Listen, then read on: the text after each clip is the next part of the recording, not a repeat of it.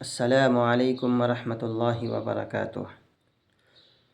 میرے محترم بزرگوں اور عزیز ساتھیوں، جیسا کہ آپ سب کو معلوم ہے کہ یہ ذی الحجہ کا پہلا عشرہ چل رہا ہے، اور اس عشرے میں ایک ایسا دن ہے جسے عرفہ کا دن کہا جاتا ہے، یعنی 9 ذی الحجہ کا دن۔ اور اس عرفہ کے دن کے روزے کی خاص فضیلت احادیث کے اندر آئی ہے۔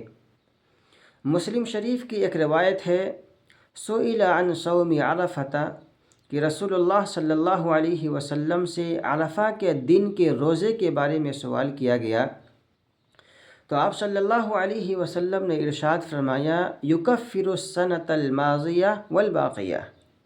آپ علیہ الصلاۃ والسلام نے ارشاد فرمایا کہ عرفہ کے دن کا روزہ 1 سال گزشتہ اور 1 سال آئندہ کے صغیرہ گناہوں کو مٹا دیتا ہے۔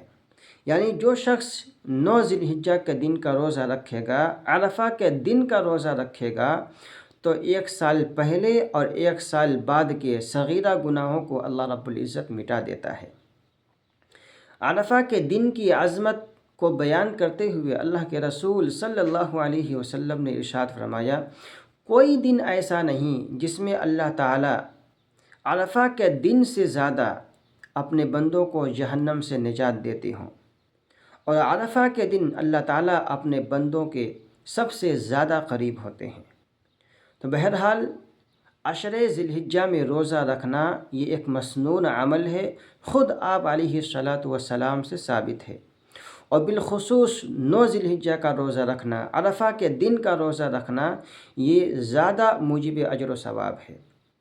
اور ذی الحجہ کے پہلے عشرے میں 9 تاریخ تک ہی روزہ رکھ سکتے ہیں، کیونکہ 10ویں تاریخ کو عید ہو جاتی ہے، اور عید کے دن روزہ رکھنا یہ ممنوع ہے۔ سال میں 5 ایام ایسے ہیں جس میں روزہ رکھنے سے منع کیا گیا ہے۔ سال میں 5 دن ایسے ہیں جس میں روزہ رکھنے سے منع کیا گیا ہے۔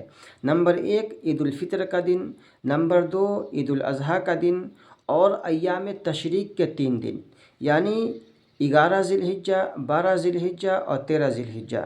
یہ 5 دن ایسے ہیں جس میں روزہ رکھنے سے منع کیا گیا ہے۔